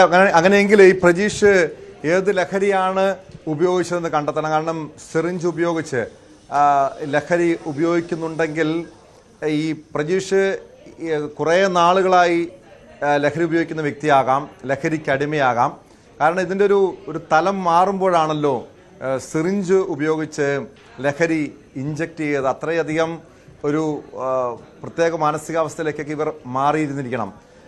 ഈ സുഹൃത്തുക്കളുടെ മൊഴിയിൽ നിന്നാണ് ഇയാൾ ലഹരി അമിതമായി ഉപയോഗിക്കുന്നുണ്ടെന്ന് മനസ്സിലാക്കാൻ കഴിഞ്ഞത്. ഈ സുഹൃത്തുക്കളെ പോലീസ് ചോദ്യം ചെയ്യുന്നുണ്ടോ? ഈ പോസ്റ്റ്മോർട്ടം നടപടികൾ എപ്പോൾ പൂർത്തിയാകും? അതുമായി ബന്ധപ്പെട്ട കൂടുതൽ വിവരങ്ങൾ എപ്പോൾ ലഭ്യമാകും ഷംന? ടോം, വൈകിട്ടോടുകൂടി പോസ്റ്റ്മോർട്ടം നടപടികൾ പൂർത്തിയായി അതിന്റെ പ്രാഥമിക വിവരം റിപ്പോർട്ട് ലഭിക്കുമെന്നാണ് പ്രതീക്ഷിക്കുന്നത്. ഒപ്പം തന്നെ സുഹൃത്തുക്കളെ പോലീസ് ചോദ്യം ചെയ്തിട്ടുണ്ട്. കൂടുതൽ ആവശ്യമായി വന്നാൽ കസ്റ്റഡിയിലെടുത്ത് തന്നെ ചോദ്യം ചെയ്യുന്നതിലേക്ക് കാര്യങ്ങൾ നീങ്ങും. കാരണം ഈ ഓപ്പറേഷൻ ഹണ്ട് പോലെയുള്ള ലഹരി വിരുദ്ധ നടപടികൾ സംസ്ഥാനത്ത് ശക്തമായി നടന്നുകൊണ്ടിരിക്കുകയാണ്. അതിന്റെ അടിസ്ഥാനത്തിൽ തന്നെ യുവാക്കളുടെ ഇടയിലുള്ള ലഹരി ഉപയോഗം കുറയ്ക്കാൻ വേണ്ടി കഴിയുന്നതെല്ലാം പോലീസ് ചെയ്യുന്നുണ്ട്. അതിന്റെ അടിസ്ഥാനത്തിൽ തന്നെ വളരെ കൃത്യമായ ചോദ്യം ചെയ്യൽ തന്നെയാണ് ഇപ്പോൾ നടന്നത്. ഇതിന്റെ അടിസ്ഥാനത്തിലാണ്, അതായത് ഈ സുഹൃത്തുക്കൾ നൽകിയ ചില മൊഴിയുടെ അടിസ്ഥാനത്തിൽ കൂടിയാണ് ഈ യുവാവിന് ലഹരി ഉപയോഗം ഉണ്ടായിരുന്നു എന്ന തരത്തിലേക്ക് നിഗമനങ്ങൾ എത്തിയത്. ഒപ്പം തന്നെ ഈ സിറിഞ്ച് ഉപയോഗം, അത് സ്ഥിരമായി ലഹരി ഉപയോഗിക്കുന്ന ഒരാളാണ് എപ്പോഴും കയ്യിലൊക്കെ ഇങ്ങനെ സിറിഞ്ച് കൊണ്ട് നടക്കേണ്ടത്. അല്ലാതെ ഈ കൂട്ടുകാർ കൂടുമ്പോഴോ അല്ലെങ്കിൽ വല്ലപ്പോഴും മാത്രമൊക്കെ ലഹരി ഉപയോഗിക്കുന്ന ആളുകളുണ്ട്. പക്ഷേ ഈ സ്ഥിരമായി ഒരു മരണാനന്തര വീട്ടിൽ അത്തരം ഒരു ചടങ്ങിലേക്ക് പോയ യുവാവിൻ്റെ കയ്യിൽ എങ്ങനെയാണ് ലഹരി ഉപയോഗിക്കുന്ന സിറിഞ്ച് വന്നത്? അങ്ങനെയാണെങ്കിൽ ഇയാൾ സ്ഥിരമായി ലഹരി ഉപയോഗിക്കുന്ന ഒരാളാകാം എന്ന നിഗമനത്തിലൊക്കെ ആണ് കാര്യങ്ങൾ എത്തുന്നത്. ഒപ്പം തന്നെ ഈ ലഹരി ഉപയോഗം തന്നെ ആയിരിക്കാം മരണകാരണം, അല്ലാതെ മറ്റ് പ്രാഥമിക അന്വേഷണത്തിൽ മറ്റ് കാരണങ്ങളൊന്നും, മരണത്തിലേക്ക് നയിക്കുന്ന മറ്റ് കാരണങ്ങളൊന്നും കണ്ടെത്താനായിട്ടില്ല. ഇതിൻ്റെ അടിസ്ഥാനത്തിൽ തന്നെയാണ് ഇപ്പോൾ ഈ ലഹരി ഉപയോഗം മരണത്തിന് കാരണമായി എന്ന ഒരു നിഗമനത്തിലോട്ട് എത്തുന്നത്. എന്തായാലും പോസ്റ്റ്മോർട്ടം നടപടികൾക്ക് ശേഷം മാത്രമേ ഇതിൽ ഒരു സ്ഥിരീകരണം ഉണ്ടാവുകയുള്ളൂ. ടോം, എടുത്തിട്ട് വരാം. ആയിഷത്തുൽ ഷംനയാണ് വിവരങ്ങൾ നൽകിയത്. യുവാവിന്റെ മരണകാരണം ലഹരി ഉപയോഗമെന്നാണ് സംശയിക്കുന്നത്. പോസ്റ്റ്മോർട്ടം റിപ്പോർട്ട് ലഭിച്ചാൽ മാത്രമേ ഇക്കാര്യത്തിൽ വ്യക്തത ഉണ്ടാവുകയുള്ളൂ. ഇയാൾ ലഹരിക്ക് അടിമയാണെന്ന് സുഹൃത്തുക്കൾ ഉൾപ്പെടെ സ്ഥിരീകരിക്കുന്നുമുണ്ട്. കോഴിക്കോട് താമരശ്ശേരിയിൽ ഷഹബാസിന്റെ കൊലപാതകത്തിൽ മെട്രയോട് വിവരങ്ങൾ തേടി അന്വേഷണ സംഘം. വാർത്ത പരിശോധിക്കാൻ ഇടവേള കഴിഞ്ഞു.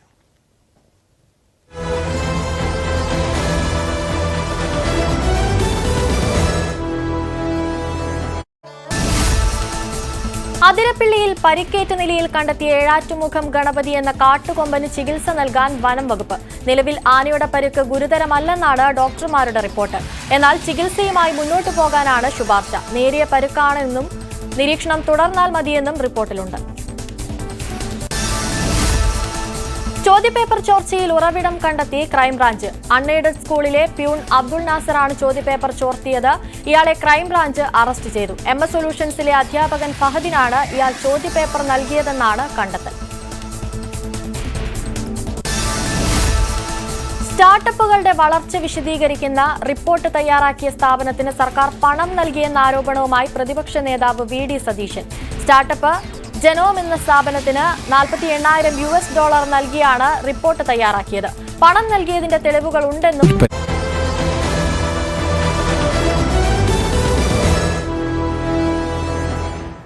സ്പോട്ട് ലൈവ് തുടരുന്നു. കോഴിക്കോട് താമരശ്ശേരിയിൽ ഷഹബാസിന്റെ കൊലപാതകത്തിൽ മെറ്റയോട് വിവരങ്ങൾ തേടിയ അന്വേഷണ സംഘം. സംഘർഷം ആസൂത്രണം ചെയ്ത ഇൻസ്റ്റഗ്രാം ഗ്രൂപ്പുകളെ കുറിച്ചുള്ള കൂടുതൽ വിവരങ്ങൾ അറിയാനാണ് പോലീസിന്റെ ശ്രമം. കേസിൽ അറസ്റ്റിലായ 6ാമത്തെ വിദ്യാർത്ഥിയും വെള്ളിമാടുകുന്ന് ജുവനൈൽ ഹോമിൽ ആണ് SSLC പരീക്ഷ എഴുതുന്നത്. ജുവനൈൽ ഹോമിന് മുന്നിൽ പ്രതിഷേധിച്ച KSU MSF പ്രവർത്തകരെ പോലീസ് അറസ്റ്റ് ചെയ്ത് നീക്കി. സജീവ് സി വാര്യർ ചേരുന്നുണ്ട് കോഴിക്കോട് നിന്ന് വിവരങ്ങളുമായി. സജീവ്, ഈ കേസിൽ നിലവിൽ 6 പേരാണ് പ്രതിപ്പട്ടികയിലുള്ളത്. ഈ 6 വിദ്യാർത്ഥികളും വെള്ളിമാട് ജുവനൈൽ ഹോമിൽ SSLC പരീക്ഷ എഴുതുന്നുണ്ട്. അവിടേക്ക് പ്രതിഷേധ മാർച്ച് നടക്കുന്നുണ്ട്. അതായത് ഓരോ ദിവസവും പ്രതിഷേധങ്ങൾ കൂടുതൽ ശക്തമാകുന്നു. ഈ വിദ്യാർത്ഥികൾക്ക് പരീക്ഷ എഴുതാനുള്ള സാഹചര്യം ഒരുക്കിയതാണ് വലിയ വിമർശനത്തിനും പ്രതിഷേധങ്ങൾക്കൊക്കെ കാരണമാകുന്നത്. അതിനിടെ ഈ അന്വേഷണ സംഘത്തിന്റെ നീക്കങ്ങൾ എന്താണെന്ന് അറിയേണ്ടതുണ്ട്. കാരണം ഈ കേസിൽ പ്രതികളായിട്ടുള്ളവർ, കൂടുതൽ പേർ പ്രതികളായിട്ടുണ്ടോ, ഇവരുടെ മാതാപിതാക്കളുടെ ഇടപെടൽ ഈ കേസിൽ ഉണ്ടായിട്ടുണ്ടോ തുടങ്ങിയ കാര്യങ്ങൾ അറിയേണ്ടതുണ്ടല്ലോ. അന്വേഷണ സംഘത്തിന്റെ പുതിയ നീക്കങ്ങൾ എന്തൊക്കെയാണ്?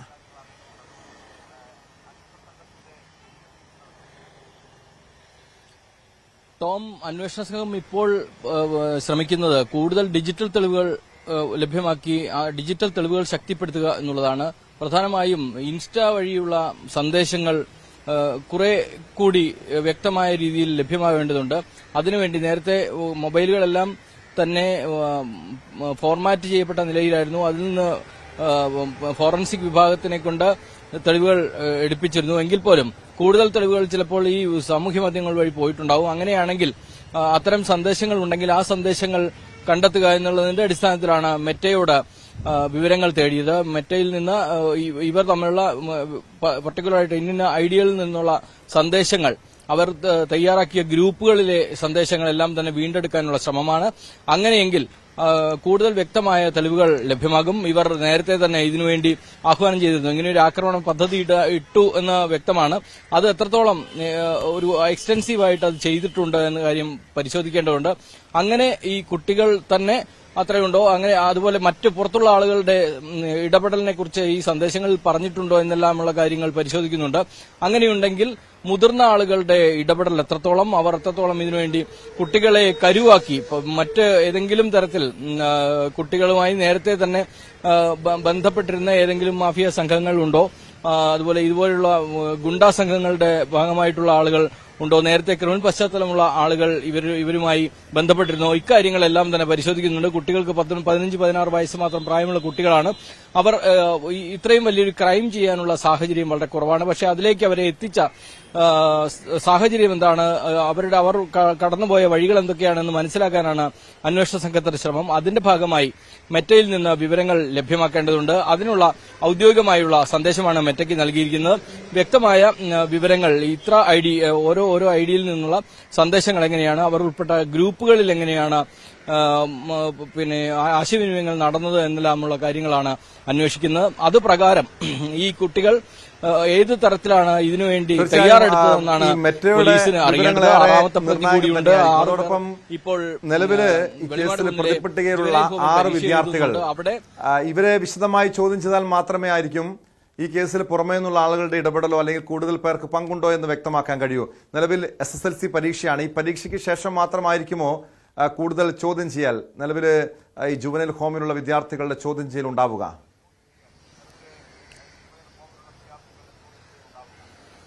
സ്വാഭാവികമായും അവർക്ക് പരീക്ഷയ്ക്ക് തയ്യാറെടുക്കേണ്ടതുണ്ട്. അതിനുള്ള സൗകര്യങ്ങളെല്ലാം അധികൃതർ ചെയ്തു കൊടുക്കുന്നുണ്ട്. ജുവനൈൽ കോടതിയെല്ലാം തന്നെ അതിന് സൗകര്യങ്ങൾ ചെയ്തു കൊടുക്കണമെന്ന് അന്വേഷണ സംഘത്തോട് ആവശ്യപ്പെട്ടിട്ടുണ്ട്. അതെല്ലാം തന്നെ ലഭ്യമാക്കുന്നുണ്ട്. അതുകൊണ്ട് തന്നെ കൂടുതൽ വിവരങ്ങൾ തേടുന്നത്, കുട്ടികളിൽ നിന്ന് വിവരങ്ങൾ തേടുന്നതിന് പരിമിതികളുണ്ട്. ആ തരത്തിൽ ആ പരിമിതികളെ മറികടക്കാനാണ് ഇത്തരത്തിലുള്ള സന്ദേശങ്ങൾ വഴി അവർ ഏത് തരത്തിൽ ഇതിനുവേണ്ടി എക്വിപ്ഡായി അല്ലെങ്കിൽ ഇതിനുവേണ്ടി തയ്യാറെടുത്തു എന്നെല്ലാമുള്ള കാര്യങ്ങൾ മനസ്സിലാക്കുന്നത്. അത്തരം വിവരങ്ങൾ നേരത്തെ CCTV ദൃശ്യങ്ങൾ കൂടുതൽ ലഭ്യമായിരുന്നു. ആ കൂടുതൽ ലഭ്യമാക്കിയ CCTV ദൃശ്യങ്ങളിൽ ആരൊക്കെ തമ്മിൽ ബന്ധപ്പെട്ടു, കഴിഞ്ഞ ദിവസങ്ങളിൽ ഈ ആക്രമണം നടന്നതിന് മുമ്പും ശേഷവുമുള്ള CCTV ദൃശ്യങ്ങൾ പരിസര പ്രദേശങ്ങളിൽ നിന്നെല്ലാം ശേഖരിച്ചു കഴിഞ്ഞു. അതെല്ലാം തന്നെ പരിശോധിക്കുകയാണ്. മണിക്കൂറുകൾ ദൈർഘ്യമുള്ള ദൃശ്യങ്ങളാണ് എടുത്തിരിക്കുന്നത്. അതിൽ ഈ പറയുന്ന വ്യക്തികൾ ഏതൊക്കെ ഘട്ടത്തിൽ വന്നിട്ടുണ്ട്, ഏതൊക്കെ രീതിയിൽ ഇടപെട്ടിട്ടുണ്ട് എന്നെല്ലാം അറിയാനുള്ള ശ്രമമാണ് നടത്തുന്നത്. അതുപ്രകാരം ഉള്ള ചോദ്യം ചെയ്യൽ ഈ SSLC പരീക്ഷയ്ക്ക് ശേഷം കുറച്ചുകൂടി വ്യക്തമായുള്ള ചോദ്യം ചെയ്യൽ ഉണ്ടാകുമെന്നാണ് നമുക്ക് കരുതാൻ സാധിക്കുക. ടോം.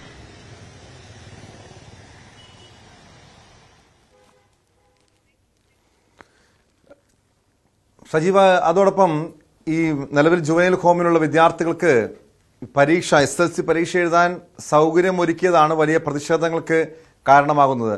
സമൂഹ മാധ്യമങ്ങളിൽ ഇതിനെ അനുകൂലിച്ചും പ്രതികൂലിച്ചും ചർച്ചകൾ നടക്കുന്നുണ്ട്.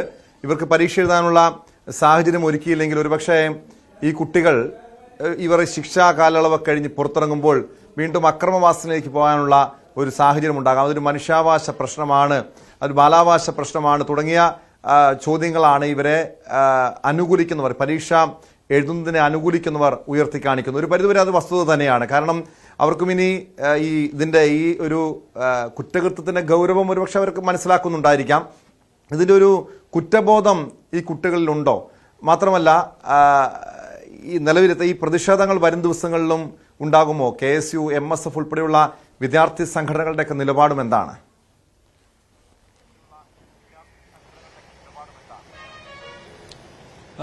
KSU, MSF തുടങ്ങിയുള്ള സംഘടനകൾ അതിനെ രാഷ്ട്രീയമായി സമീപിക്കുന്നു എന്ന് വേണം നമ്മൾ മനസ്സിലാക്കാൻ. കാരണം നേരത്തെ തന്നെ ഇത് ജുവനൈൽ കോടതിയിൽ വന്നിട്ടുള്ളതാണ്. കോടതി പറഞ്ഞ പ്രകാരമാണ് ഇതെല്ലാം ചെയ്യുന്നത്. സർക്കാർ നേരിട്ട് കുട്ടികളുടെ സംരക്ഷണം ഒരുക്കുകയും അവർക്ക് അനധികൃത അല്ലെങ്കിൽ ആവശ്യമില്ലാത്ത ഒരു സൗകര്യം ഒരുക്കി കൊടുക്കുകയും അല്ല ചെയ്യുന്നത്. ബാലാവകാശ നിയമങ്ങളുടെ ഇവിടുത്തെ രാജ്യത്തെ നിയമങ്ങൾക്കനുസരിച്ച് വേണം കാര്യങ്ങൾ ചെയ്യാൻ. അവർ കുറ്റവാളികളായി പോയത് അല്ലെങ്കിൽ കുറ്റകൃത്യം ചെയ്യുന്ന ഒരു സാഹചര്യത്തിലേക്ക് എത്തിപ്പെട്ടത് എന്താണെന്നൊക്കെയുള്ളത് വേറെ വിഷയമാണ്. അത് ഡീബാർ ചെയ്യുന്ന സാഹചര്യമുണ്ടല്ലോ, കോപ്പി അടിക്കുമ്പോൾ ഡീബാർ ചെയ്യുന്ന സാഹചര്യമുണ്ടല്ലോ എന്നെല്ലാമാണ് ഇപ്പോൾ ഈ വിദ്യാർത്ഥി സംഘടനകൾ പറയുന്നത്. എന്നിട്ടും ഇത്രയും വലിയ ക്രൈം ചെയ്ത ആളുകളെ, വലിയ കുറ്റകൃത്യം ചെയ്ത ആളുകളെ എന്തുകൊണ്ട് പരീക്ഷയ്ക്ക് ഇരുത്തുന്നു എന്ന ചോദ്യമാണ് അവർ ഉന്നയിക്കുന്നത്. ഈ ഷഹബാസിന്റെ അമ്മയും അതുപോലെ മറ്റുള്ള ബന്ധുക്കളും എല്ലാം തന്നെ കരഞ്ഞുകൊണ്ടിരിക്കുമ്പോൾ എങ്ങനെയാണ് അവനും എഴുതേണ്ടതായിരുന്നില്ലേ പരീക്ഷ എന്നുള്ള രീതിയിലുള്ള വൈകാരികമായ കാര്യങ്ങളാണ് ചോദിക്കുന്നത്.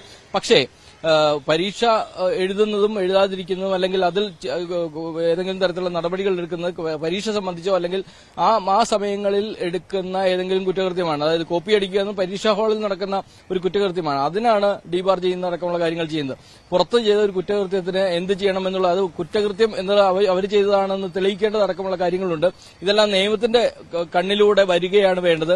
അതിനുള്ള സാവകാശം വേണം. കുട്ടികൾക്ക് പരീക്ഷ എഴുതാനുള്ള എല്ലാ തരത്തിലുള്ള റൈറ്റുമുണ്ട്. അത് ലഭ്യമാക്കുക എന്നുള്ളത് അധികൃതരുടെ ബാധ്യതയുമാണ്. അതേസമയം ഈ കുറ്റകൃത്യത്തിലേക്ക് അവരെ എത്തിച്ചേർന്ന ഒരു സാഹചര്യം പരിശോധിക്കേണ്ടതുണ്ട്. അതാണിപ്പോൾ പോലീസ് ചെയ്തുകൊണ്ടിരിക്കുന്നത്. കേട്ടോ, അത്തരമൊരു കുറ്റബോധം ആ കുട്ടികൾക്കുണ്ടോ താങ്കൾ ചെയ്തത് തെറ്റായി പോയെന്ന്? കാരണം ഈ ഷഹബാസിനെ ആക്രമിച്ച ശേഷം ചിലർ ക്ഷമിക്കണമെന്നൊക്കെ പറഞ്ഞ് സമൂഹ മാധ്യമങ്ങളിൽ സന്ദേശങ്ങൾ അയച്ചു എന്ന് പറയുന്നുണ്ടല്ലോ. അതവർ ഉള്ളുകൊണ്ട് തന്നെ തങ്ങൾ ചെയ്ത തെറ്റ് ബോധ്യപ്പെട്ട് അതിനുള്ളൊരു മനസ്താപം കാരണം അങ്ങനെ മെസ്സേജ് അയച്ചതാണോ, അതോ പിടിക്കപ്പെടുമെന്ന് കരുതി ഇതിൽ നിന്ന് രക്ഷപ്പെടാൻ, ഈ കേസിൽ നിന്ന് രക്ഷപ്പെടാൻ വേണ്ടി മെസ്സേജ് അയച്ചതായിരിക്കുമോ? എന്താണ് ഇപ്പോൾ ഈ ജുവനൈൽ ഹോമിലുള്ള വിദ്യാർത്ഥികളുടെ ഒരു മാനസികാവസ്ഥ?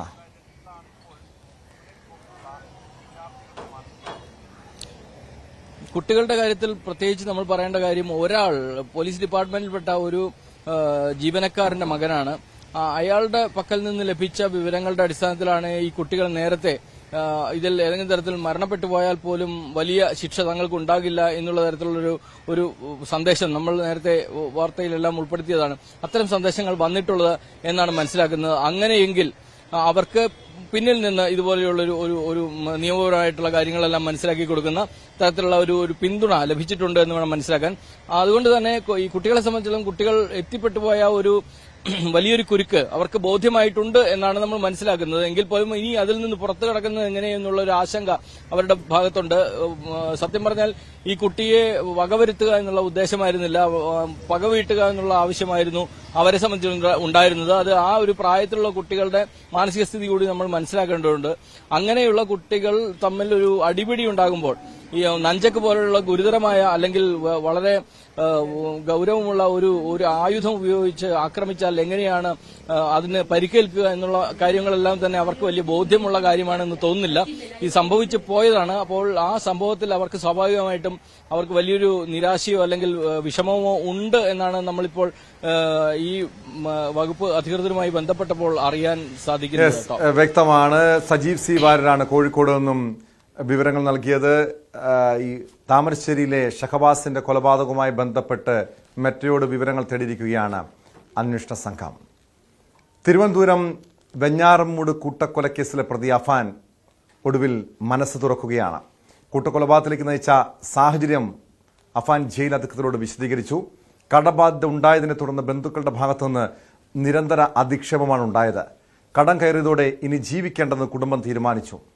അമ്മ മരിച്ചെന്ന് കരുതിയാണ് മറ്റുള്ളവരെ കൊല്ലാൻ തീരുമാനിച്ചതെന്നും താനും ആത്മഹത്യ ചെയ്യുമെന്നും അഫാൻ ജയിൽ അധികൃതരോട് പറഞ്ഞു. ജയിലിൽ പോലീസിന്റെ നിരീക്ഷണത്തിലാണ് അഫാൻ ഇപ്പോൾ ഉള്ളത്. ഡാൻ കുര്യൻ ചേരുന്നുണ്ട് വിവരങ്ങളുമായി. ഡാൻ, തുടക്കം മുതൽ കേസുമായി ബന്ധപ്പെട്ട്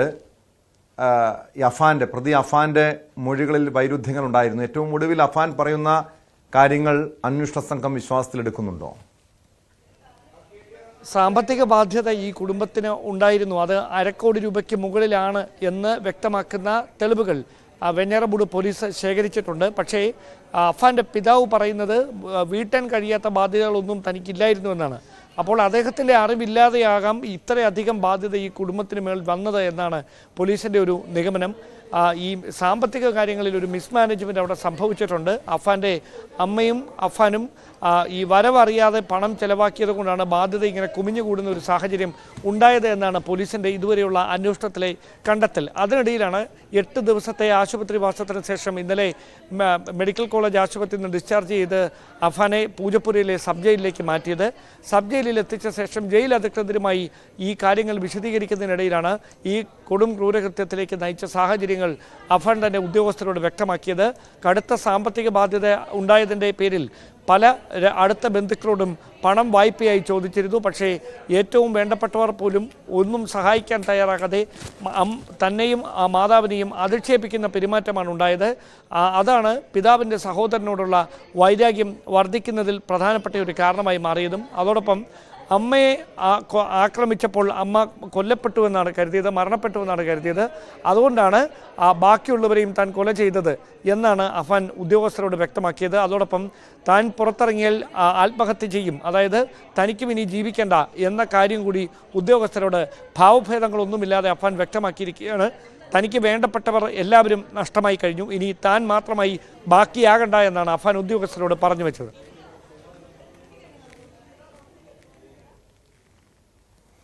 ഡാൻ, ഈ കേസിൽ അഫാന്റെ പിതാവ് പറയുന്നുണ്ട് ഇങ്ങനെ ഒരു കുടുംബത്തിന് അല്ലെങ്കിൽ അഫാന് ഇതുപോലൊരു ഇത്രയൊരു വലിയ കടബാധ്യത ഉള്ളതായി അറിവുണ്ടായിരുന്നില്ലെന്ന്. തുടക്കം മുതൽ പുറത്തു വന്ന വിവരങ്ങളിലൊന്ന് അഫാന്റെ ആഡംബര ജീവിതമായിരുന്നു. ഈ സാമ്പത്തിക നില അത് മതിമറന്നുള്ള ഒരു ജീവിതം, ആഡംബര വാഹനങ്ങൾ ഉപയോഗിക്കുന്നു, ബൈക്കൊക്കെ ഉപയോഗിക്കുന്നു. ഈ കാര്യങ്ങളൊന്നും അഫാന്റെ പിതാവിന് അറിവുണ്ടായിരുന്നില്ല എന്നത് വസ്തുതയാണോ? അതായത് 8 വർഷമായി അദ്ദേഹം വിദേശത്തായിരുന്നു. അവിടെ ഈ നിതാഖത്തുമായി ബന്ധപ്പെട്ട അദ്ദേഹത്തിന് ഈ നിയമപരമായ ചില തടസ്സങ്ങൾ ഉള്ളതിനാലാണ് നാട്ടിലേക്ക് കടന്നു വരാൻ കഴിയാത്ത ഒരു പശ്ചാത്തലമുണ്ടായത്. അതുകൊണ്ട് തന്നെ എല്ലാ ദിവസവും കുടുംബാംഗങ്ങളെ ഫോണിൽ വിളിക്കാനും സംസാരിക്കാനുമൊക്കെ ഉള്ള ഒരു പരിമിതികൾ കൂടി അദ്ദേഹത്തിന് അവിടെ ഉണ്ടായിരുന്നു. മാത്രമല്ല സമൂഹ മാധ്യമങ്ങൾ അടക്കം ഉപയോഗിക്കുന്നതിന് ചില നിയമപരമായ തടസ്സങ്ങൾ അവിടെ നിലനിൽക്കുന്നുമുണ്ട്. അതുകൊണ്ട് തുടർച്ചയായി വീട്ടിലെ വിശദാംശങ്ങളൊന്നും അദ്ദേഹത്തിന് വിളിച്ചറിയാൻ കഴിയുമായിരുന്നില്ല. ഈ സംഭവം ഉണ്ടാകുന്നതിനും ഒരാഴ്ച മുമ്പാണ് അവസാനമായി അഫാനുമായി പിതാവ് ഫോണിൽ സംസാരിക്കുകയും ചെയ്തത്. അദ്ദേഹം തന്നെ അക്കാര്യം മാധ്യമങ്ങളോടക്കം വ്യക്തമാക്കിയതുമാണ്. പക്ഷേ അദ്ദേഹത്തിൻ്റെ അറിവില്ലാതെ ഈ കുടുംബത്തിന് വലിയ തരത്തിലുള്ള സാമ്പത്തിക ബാധ്യത ഉണ്ടായി എന്നത് വസ്തുതയാണ് എന്നാണ് പോലീസിൻ്റെ അന്വേഷണത്തിലെ കണ്ടെത്തൽ. പക്ഷേ ഈ ഏത് തരത്തിലാണ് ഇത്രയധികം ലക്ഷം രൂപയുടെ ചെലവ് ഇവർക്കുണ്ടായത് അതിനെക്കുറിച്ച് പോലീസ് വിശദമായ അന്വേഷണം നടത്തുന്നുണ്ട്. അതോടൊപ്പം വൻ തുകകൾ കടമായി നൽകിയിരിക്കുന്ന 10-ലധികം ആളുകൾ, അവരിൽ ചിലർ പണം തിരികെ വേണമെന്ന് ആവശ്യപ്പെട്ട് ഈ കുടുംബാംഗങ്ങളെ ബന്ധപ്പെടാൻ ശ്രമിച്ചതോടെയാണ് അവർ സമ്മർദ്ദത്തിലാകുകയും ആത്മഹത്യയിലേക്ക് പോകണം എന്നൊരു തീരുമാനത്തിലേക്ക് എത്തുകയും ചെയ്തത്. പക്ഷേ പക്ഷേ ഈ ഷെമി, അതായത് അഫാന്റെ ഉമ്മ ഷെമി, ഭയം കാരണം താൻ ആത്മഹത്യ ചെയ്യാനില്ല എന്ന് പറഞ്ഞതോടെയാണ് ഈ നീക്കം പാളുകയും പിന്നെ ഇനി ഏക പോംവഴി എല്ലാവരെയും ഇല്ലാതാക്കിയ ശേഷം താനും ആത്മഹത്യ ചെയ്യുകയുമാണ് എന്നൊരു നിഗമനത്തിലേക്ക് അഫാൻ എത്തുകയും അതിന്റെ ഭാഗമായി കഴിഞ്ഞ 24-ാം തീയതി തിങ്കളാഴ്ച രാവിലെ 11 മണിക്കും വൈകുന്നേരം അതോടൊപ്പം അറിയേണ്ടത് എങ്ങനെയാണ് ഈ ചുറ്റിക കൊണ്ട് തലക്കടിച്ചാണല്ലോ ഈ എല്ലാവരെയും കൊലപ്പെടുത്തിയത്. ഇതുമായി ബന്ധപ്പെട്ട വിവരങ്ങൾ ഇന്റർനെറ്റിലോ മറ്റോ അഫാൻ തിരഞ്ഞിരുന്നോ? അതുമായി ബന്ധപ്പെട്ട വിവരങ്ങൾ പുറത്തു വരുന്നുണ്ട്. കാരണം ഇത്രയും ക്രൂരമായ രീതിയിൽ 5 പേരെ, അത് ഉറ്റവരെ അടക്കം കൂട്ടക്കുരുതി നടത്തുക, അതും 6 മണിക്കൂറിനുള്ളിൽ 5 പേരെ കൊലപ്പെടുത്തുക, ഈ ഒരു മാനസികാവസ്ഥയിലേക്ക് അഫാൻ എത്തിയത് എങ്ങനെയാണ് തുടങ്ങിയ വിവരങ്ങൾ അന്വേഷണ സംഘത്തിന് ലഭ്യമായിട്ടുണ്ടോ? ഈ 23-കാരൻ ഉപയോഗിച്ചിരുന്ന അദ്ദേഹത്തിന്റെ സ്മാർട്ട് ഫോൺ വിശദമായ പരിശോധനയ്ക്ക്, ഫോറൻസിക് പരിശോധനയ്ക്ക് വിധേയമാക്കുന്നുണ്ട് അന്വേഷണ സംഘം. അതിലൂടെ ഇതിന്റെ ഫോർമാറ്റ് ചെയ്ത നിലയിൽ പോലീസിന് ലഭിച്ച ഈ ഫോണിലെ വിശദാംശങ്ങൾ റിട്രൈവ് ചെയ്യാൻ കഴിയുമെന്നാണ് പ്രതീക്ഷ. അങ്ങനെ ഏത് തരത്തിലാണ് ഈ ചുറ്റിക ഉപയോഗിച്ച് ഇത്തരത്തിൽ ക്രൂരമായി കൊലപാതകം നടത്താനുള്ള പരിശീലനം ലഭിച്ചത്, ഇതുമായി ബന്ധപ്പെട്ട വിവരങ്ങൾ എവിടെ നിന്നാണ് ലഭിച്ചത് എന്ന കാര്യത്തിൽ വ്യക്തത കൈവരുമെന്നാണ് അന്വേഷണ സംഘത്തിന്റെ ഒരു പ്രതീക്ഷ. അതോടൊപ്പം വരുന്ന തിങ്കളാഴ്ച കസ്റ്റഡിയിൽ വാങ്ങി അഫാനെ ചോദ്യം ചെയ്യാൻ കഴിയുമെന്നാണ് പോലീസിന്റെ ഒരു നിഗമനം. അങ്ങനെയാണ് നെടുമങ്ങാട് കോടതിയിൽ അടുത്ത ദിവസം കസ്റ്റഡി അപേക്ഷ സമർപ്പിക്കാനിരിക്കുന്നത്.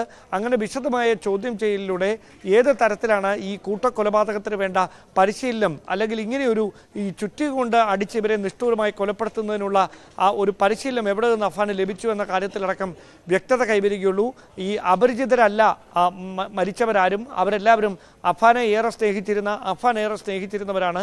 സ്വന്തം അമ്മയെയും സഹോദരനെയും പ്രണയിനിയെയും ഒക്കെ ഇങ്ങനെ നിഷ്ഠൂരമായ രീതിയിൽ ആക്രമിക്കാൻ എങ്ങനെ ഈ 23-കാരന് കഴിഞ്ഞു? നേരത്തെ ഒരു ട്രാക്ക് റെക്കോർഡിലും അങ്ങനെയൊരു ദുരൂഹമായ സ്വഭാവം ആരും തന്നെ അഫാൻ ഉള്ളതായി വെളിപ്പെടുത്തിയിട്ടില്ല. നാട്ടുകാരോ സ്കൂളിലെ അധ്യാപകരോ ഇയാളുമായി ബന്ധപ്പെട്ടിരുന്ന മറ്റ് സുഹൃത്തുക്കളോ ഒന്നും അഫാനു പേരിൽ അങ്ങനെ ഒരു ക്രിമിനൽ പശ്ചാത്തലം ഉണ്ടായിരുന്നതായുള്ള ഒരു സൂചനകളും പോലീസിന് ഇതുവരെ നൽകിയിട്ടില്ല. പിന്നെ എങ്ങനെ വെറും 23 വയസ്സ് മാത്രം പ്രായമുള്ള ഈ യുവാവിന് ഇത്രയധികം ആളുകളെ ഒരു കേവലം മണിക്കൂറുകളുടെ വ്യത്യാസത്തിൽ ഇങ്ങനെ നിഷ്ഠൂരമായി കൊലപ്പെടുത്താൻ കഴിയും? അങ്ങനെ ഒരു മാനസിക നിലയിലേക്ക് ഇയാൾക്ക് എങ്ങനെയാണ് എത്താൻ കഴിഞ്ഞത്? അതിനുശേഷം ലാഘവത്തോടെ പോലീസ് സ്റ്റേഷനിലെത്തി ഞാൻ 6 പേരെ കൊന്നിട്ടാണ് വരുന്നതെന്നൊക്കെ എങ്ങനെ നിസ്സാരമായി ഇയാൾക്ക് പറയാൻ കഴിയും? അതിനെക്കുറിച്ചൊക്കെ വിശദമായ അന്വേഷണം നടത്തേണ്ടതുണ്ട് എന്നാണ് പോലീസും വ്യക്തമാക്കുന്നത്.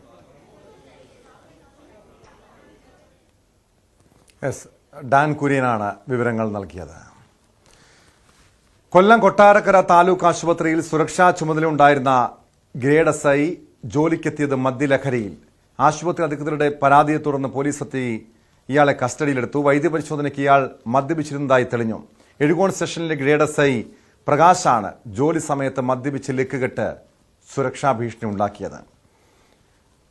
വിനീഷ് ചേരുന്നുണ്ട് വിശദാംശങ്ങളുമായി കൊട്ടാരക്കരയിൽ നിന്ന്. വിനീഷ്, കൊട്ടാരക്കര താലൂക്ക് ആശുപത്രി നമുക്കറിയാം ഡോക്ടർ വന്ദന ദാസിനെ ക്രൂരമായി കൊലപ്പെടുത്തിയ ഒരു സ്ഥലമാണ്. ഇപ്പോഴും ഡോക്ടർ വന്ദന ദാസിന്റെ ഓർമ്മകൾ പേറുന്നൊരു സ്ഥലമാണ്. കാരണം അതീവ സുരക്ഷ വേണ്ട, പ്രത്യേകിച്ചും ആശുപത്രികളിൽ അക്രമ സംഭവങ്ങൾ വർദ്ധിക്കുന്ന ഒരു പശ്ചാത്തലത്തിൽ പോലീസിൻ്റെയൊക്കെ അതീവ സുരക്ഷ വേണ്ട സ്ഥലം കൂടിയാണ് ഈ ആശുപത്രികൾ. അവിടെയാണ് സുരക്ഷാ ചുമതലയുണ്ടായിരുന്ന ഒരു പോലീസ് ഉദ്യോഗസ്ഥൻ മദ്യലഹരിയിലെത്തിയത്. ഇയാൾക്കെതിരെ ഇതിനു മുൻപും ഇത്തരം പരാതികൾ ഉയർന്നിട്ടുണ്ടോ? എന്ത് നടപടിയാണ് സ്വീകരിച്ചിരിക്കുന്നത്? ടോം, കഴിഞ്ഞ ദിവസം 11 മണിയോടുകൂടിയാണ് ഇത്തരത്തിലുള്ളൊരു സംഭവം ഉണ്ടായത്. എഴുകോൺ സ്റ്റേഷനിലെ ഗ്രേഡ് SI ആയ പ്രകാശാണ് ജോലി സമയത്ത് മദ്യവെച്ച് ലക്കുകെട്ട് സുരക്ഷാ ഭീഷണി ഉണ്ടാക്കിയത്. കൊട്ടാരക്കര താലൂക്ക് ആശുപത്രിയിൽ നടന്നൊരു സംഭവമാണ് കഴിഞ്ഞ ദിവസം. ഇത് വലിയ രീതിയിൽ ഒരു വാർത്തയായി തന്നെ മാറി ഈ സംഭവത്തിൽ ജില്ലാ പോലീസ് മേധാവി അടക്കം ഇടപെട്ട് ഇപ്പോൾ അന്വേഷണം ആവശ്യപ്പെട്ടിട്ടുണ്ട്.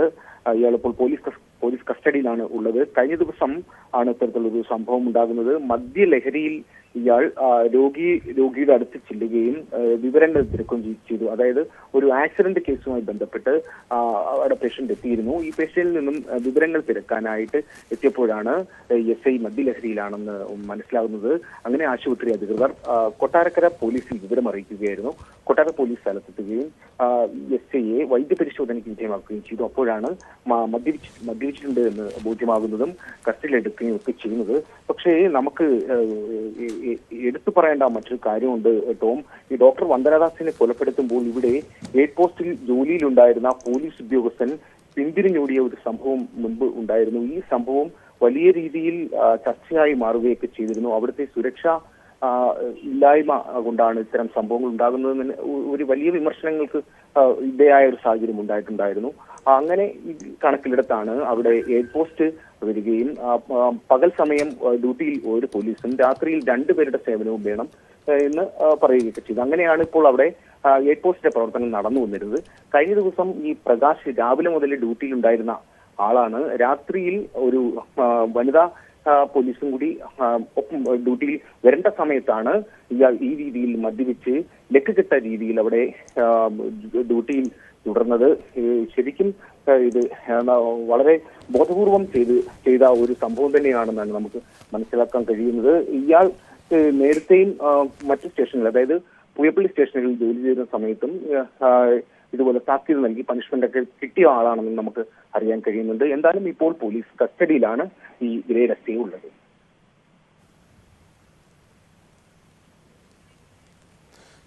കൊല്ലം കൊട്ടാരക്കര താലൂക്ക് ആശുപത്രിയിലാണ് സുരക്ഷാ ചുമതല ഉണ്ടായിരുന്ന പോലീസ് ഉദ്യോഗസ്ഥൻ മദ്യലഹരിയിൽ ജോലിക്കെത്തിയത്.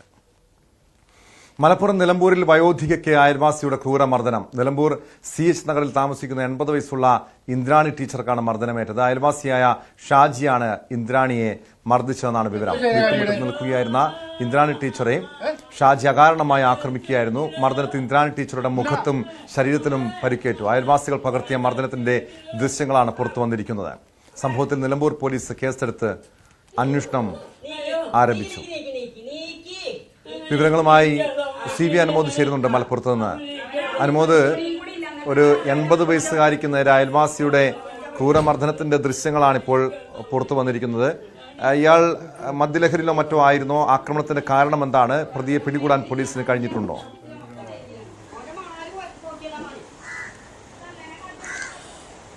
ടോം പറഞ്ഞതുപോലെ പ്രതി മദ്യലഹരിയിലാണ്. ഇയാൾ സ്ഥിരമായിട്ട് മദ്യപിച്ച് പ്രശ്നമുണ്ടാക്കുന്ന ആളാണ്. അതിലുപരി ഈ ടീച്ചറുടെ മകൻ ടീച്ചറെ സഹായിക്കാനൊക്കെയുള്ള നിർദ്ദേശവും അത്തരത്തിലുള്ള കാര്യങ്ങളൊക്കെ ഏൽപ്പിച്ചതും ഈ മദ്യപിച്ച് ഈ പ്രശ്നമുണ്ടാക്കിയ ആളെയാണ് എന്നാണ് അറിയാൻ കഴിയുന്നത്. ഇയാൾ മദ്യപിച്ച് സ്ഥിരമായിട്ട് ഇത്തരത്തിലുള്ള ബുദ്ധിമുട്ടുകൾ ഉണ്ടാക്കുന്നതും അതിൻ്റെ ഏറ്റവും അവസാനത്തെ ഒരു കാഴ്ചയാണ് നമ്മളിപ്പോൾ ഈ പ്രേക്ഷകരിലേക്ക് എത്തിയ ദൃശ്യങ്ങളിലൂടെ കണ്ടിട്ടുള്ളത്. ഇയാൾക്കും പ്രായമുണ്ട്, 60-70 വയസ്സ് പ്രായമുണ്ട് എന്നാണ് പോലീസ് പറയുന്നത്. മദ്യലഹരി ആയതുകൊണ്ട് തന്നെ സദാസമയം ഇയാൾ ഇത്തരത്തിൽ പ്രശ്നങ്ങൾ ഉണ്ടാക്കുന്നുണ്ട്. ഈ ടീച്ചറുടെ മകനും ലഹരിക്ക് അടിമയാണെന്ന തരത്തിലുള്ള റിപ്പോർട്ടുകളാണ് വന്നിട്ടുള്ളത്. അങ്ങനെയാണെന്നല്ല ഞാൻ പറയുന്നത്, അങ്ങനെയുള്ള റിപ്പോർട്ടുകളും വന്നിട്ടുണ്ട്. അത് ഇവർ വേണ്ട പോലെ നോക്കാതെ മറ്റുള്ളവരെ അമ്മയുടെ സംരക്ഷണം ഏൽപ്പിച്ചു പോകുന്ന തരത്തിലേക്കുള്ളൊരു നിലപാട് സ്വീകരിച്ചതും ഈ ഒരു പ്രശ്നം ഇത്തരം വഷളാക്കാനുള്ള കാരണമായിട്ടുണ്ട് എന്നാണ് അറിയുന്നത്. ടീച്ചറുടെ ആരോഗ്യനില ഇപ്പോൾ തൃപ്തികരമാണ്. നിലമ്പൂർ ജില്ലാ ആശുപത്രിയിലാണ് അവർ ചികിത്സയിലുള്ളത്. പ്രതിയെ കൃത്യമായിട്ട് പോലീസിൻ്റെ നിയന്ത്രണത്തിൽ തന്നെയാണുള്ളത്. പക്ഷേ ഇയാൾ മദ്യലഹരിയിലായതുകൊണ്ട് പോലീസിനെ സംബന്ധിച്ച് നടപടികൾ പൂർത്തീകരിക്കാൻ കഴിഞ്ഞിട്ടില്ല എന്നാണ് അറിയാനാകുന്നത്. ടോം,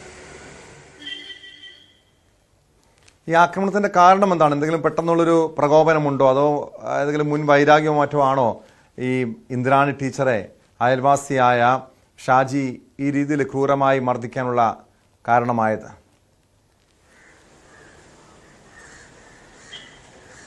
പ്രത്യേകിച്ച് പ്രകോപനത്തിൻ്റെ കാരണമൊന്നും ഉണ്ടായിട്ടില്ല എന്ന തരത്തിലാണ് പ്രാഥമികമായിട്ട് നിലമ്പൂരിൽ നമുക്ക് മനസ്സിലാക്കാൻ കഴിയുന്ന ഒരു കാര്യം. ഇയാൾ മദ്യലഹരിയിൽ വന്നിട്ട് പതിവായിട്ട് ബഹളം വയ്ക്കുന്നതും ഇത്തരത്തിൽ ശല്യം ചെയ്യുന്നതൊക്കെ ആ ഒരു മേഖലയിൽ സ്ഥിരമായിട്ടുള്ളതാണ്. അത് ടീച്ചർക്ക് നേരെയും പതിവായിട്ട് ഇത്തരത്തിലുള്ള പെരുമാറ്റങ്ങൾ അയാളുടെ ഭാഗത്ത് ഉണ്ടാകാറുണ്ട്. പ്രത്യേകിച്ച് മദ്യപിച്ച് കഴിഞ്ഞാൽ അയാൾ എന്താണ് ചെയ്യുന്നത് അയാൾക്ക് അറിയാത്ത ഒരു സാഹചര്യമാണ് എന്നൊക്കെയാണ് പ്രദേശവാസികൾ അയൽവാസികളൊക്കെ പറയുന്നത്. അപ്പോൾ അത്തരത്തിൽ മദ്യലഹരിയിൽ ഇയാൾ ചെയ്തതാണ് ഈ അക്രമം എന്ന തരത്തിലാണ് പ്രാഥമികമായിട്ട് നമുക്ക് അറിയാൻ കഴിയുന്ന ഒരു കാര്യം. മറ്റു വൈരാഗ്യമോ മറ്റു പ്രശ്നങ്ങളോ ഇതിന് വഴിയൊരുക്കിയിട്ടുണ്ടോ എന്ന കാര്യത്തിൽ നമുക്ക് കൃത്യമായ വിവരങ്ങൾ ഇപ്പോൾ ലഭിച്ചിട്ടില്ല. ടോം,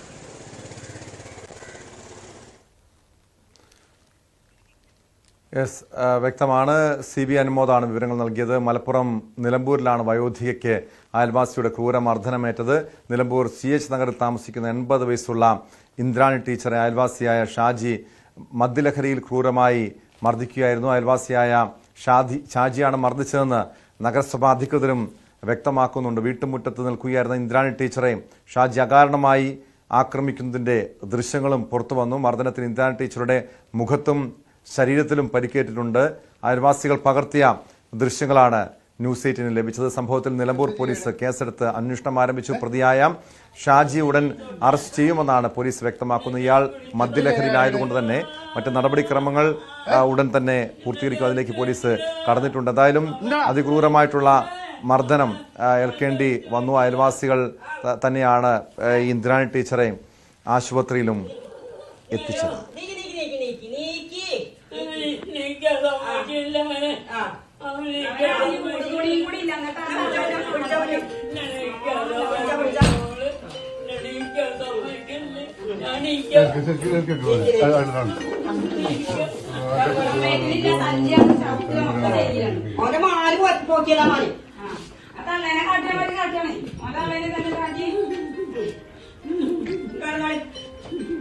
മകൻ നോക്കാനേ ആളെ